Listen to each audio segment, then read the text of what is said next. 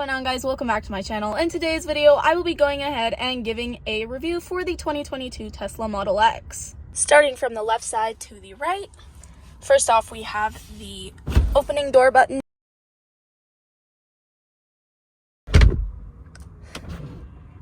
Now, since it's very hard to manually open a door, we do have an automatic door. And then we have the window controls to open the front and the back windows.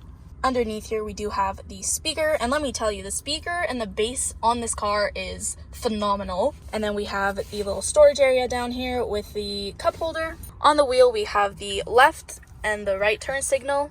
We have the volume knob and the mute and unmute button right on there as well. The high beams, the horn, the autopilot, which won't work right now because we are in park. And then we also have the windshield wipers with this button. Holding it will get the windshield fluid as well, and just tapping it just wipes. Then of course we have our friend, Hey Tesla, the Tesla logo, the airbag on the bottom. Over here we do have the screen. It is unfortunately not touch screen, but it does show up most things on here. And something that I really love about this wheel is that it does not cover any of your views, and it's actually very, very easy to see in front of you. And it's way more easier to drive than with a regular steering wheel. Then we have the screen controls. From here, we can open and close the doors, including the front and the back, as well as the front and the trunk. The lock and unlock, the charge port if we want to open it or close it, the wiper, the window lock, and if we do activate that,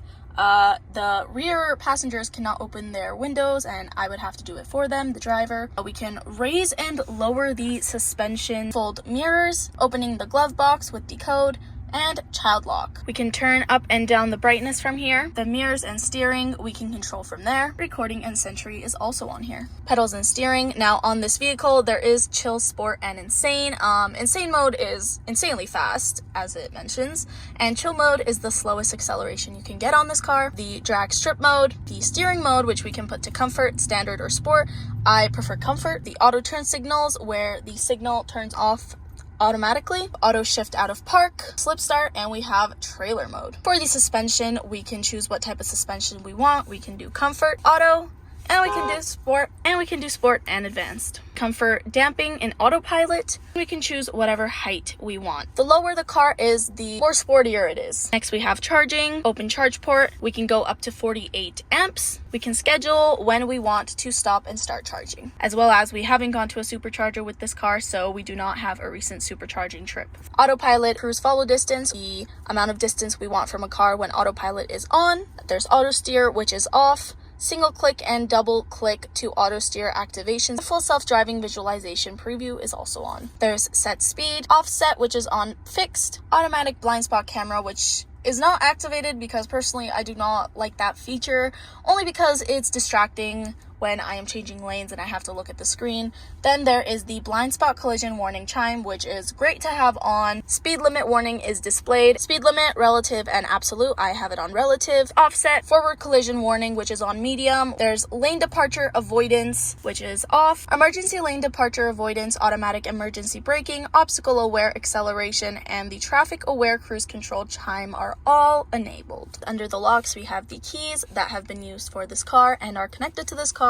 And then there's the child lock, and it is off because there's no children in this car right now. Window lock, walk away door lock is on. Walk up unlock, driver door unlock mode, unlock on park are all off. Falcon door height is auto. Automatic doors close all with key fob are also off. Lock confirmation sound, close windows on lock, they're on. Car lift open notifications are on for doors and windows. And underneath it, it says you will be notified if any trunk door or window is left open. Underneath locks is lights. Headlights are set on auto. Front fog is on for some reason. I don't see any fog. There's rear fog. Dome lights are off. Ambient lights are on. Auto high beam headlights after exit are also on. Display appearance is on dark. Brightness all the way on 100% because it's easier to see like that. It is on auto, but at the moment it is very sunny outside, so the auto says that it should be 100% brightness. Screen clean mode is to turn on when you want to clean the screen, and then you hold to exit. Lock rear display, which is not on. Touchscreen language, voice recognition, and the voice navigation are all set to English. There's time, which can be set to 12 and 24 hours. Energy display, which can be set on percentage or distance. Distance, which can be set on kilometers or miles. Temperature, which can be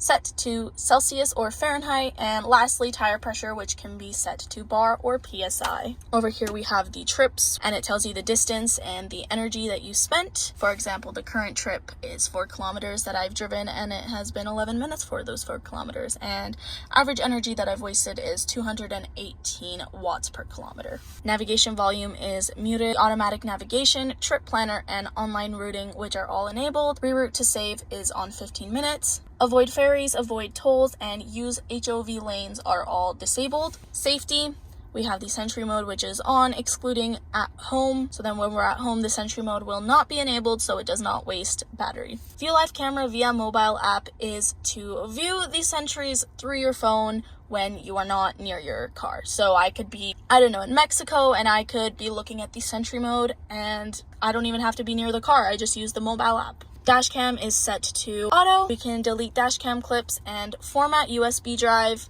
There is a pin to drive, which we have enabled, as well as the glove box pin. Speed limit mode. There's cabin overheat protection, which is off. Allow mobile access, security alarm, park assist, chimes, and Joe mode are all on. And the security alarm you can actually not disable. It is enabled and it will always stay enabled. The service has the owner's manual, car wash mode, towing, wheel configuration, notifications, camera calibration, seat and steering calibration, clear browser data, factory reset, jack mode, and wiper service mode. Underneath service is software, where we can do our updates. And of course, can't forget that this car, this is how you put it to drive, this is how you put to reverse, this is how you press park, and you hold for neutral. Over here we have the I just honk. I keep honking because when you put your hand over here, you keep honking, and I really hope people did not hear that. This is the home link, which we have set up for garage 1 and 2. Notifications for alerts, Bluetooth minus connected, then the Wi-Fi. I do have cellular data, so it doesn't need to search for Wi-Fi. Here is the map, the music, which we can lower so we can get a bigger access to the map. The temperature is set to 20 degrees on the left and 20.5 on the right. I don't know who's sitting on the right, maybe my bag, but we can heat and cool the seats. Heat the steering wheel, rear and front defrosters, Sentry mode, the Bluetooth, the cameras. There's phone, calendar, messages, and theater to watch YouTube and or Netflix on with a monthly subscription. There's arcade to play games, toy box, which is to mess around with the car a little bit when you have nothing to do. With the colorizer, we can actually change the color of the car over here, and on the app. There is light show, super cool. I do have a video on the light show if you do want to go ahead and watch that. Link is down in the description below. Boombox, this is to replace the horn. You can even upload your media, and you can play the music outside of your car that you are playing inside of your car. Emissions, tracks, romance mode, sketchpad, Mars, and the Christmas mode. Volume button is right over here. The hazard, there are 2 wireless chargers as well. A little storage area. Once again, open here, another bigger storage area. And in this storage area, there are 2 USB-C ports. Cup holders, another storage area. The glove box. The seats are white. Same thing that was on the driver's side door is on the passenger side, except for all of the window controls. That one only has the window control for that side. On top, we do have a very clear view. The rear view mirror. And then we have this little camera up here. Which I wish we could access, but we cannot. It would be so cool to use that during like YouTube videos and to make recording easier, but unfortunately in Canada we cannot have that feature, and it is kind of just chilling there for Tesla themselves. From over here, like I mentioned, we can open all of the doors.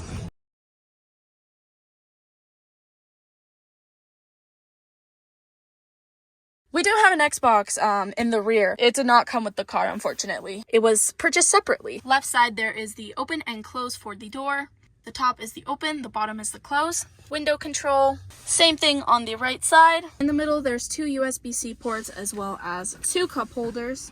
On the screen, we can control the heating settings, control the seats, the music, which is amazing. You can also watch Netflix, YouTube, Disney Plus, and Twitch in the back. as well as we can control the volume. There's a light right here, a little holder over here on both sides, another light over here. I hope you guys enjoyed this video. If you did, give it a thumbs up and subscribe to my channel for more videos. This was the Tesla Model X 2022 review for the interior. I will end up making a separate video for the exterior review. If you do want to check that out, stay tuned. I will end up posting that around next week, and I will see you guys in my next one. Bye guys!